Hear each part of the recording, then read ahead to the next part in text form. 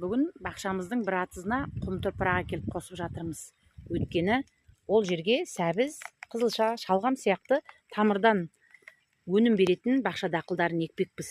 Біздің өзіміздің бақшамыздың жері саздау, қатты кесек болып қалғанда қолмен ұсатылмайды. Ал әкеліп жатқан құм топырағымыз міне сусылдап тұр. Құм топырақты қолмен қысқанда ол ұсатылып қалады. Бақша топырағы біркелкі құмнан, саздан және қара шіріндіден. Қара шіріндіге биогумус, ескі көңдер жатады. Осылардың барлығының қосындысынан жақсы құнарлы топырақ пайда болады. Ол топыраққа, құнарлы топыраққа қандай да бақша жақсы өседі. Сондықтан бақша топырағыңызды танысаңыз, оны құнарландырып алуға болады. Саз болса біркелкі құм қосамыз, ал жеріңіз құм болса, онда саз топырақ пен қара шірінді қосамыз.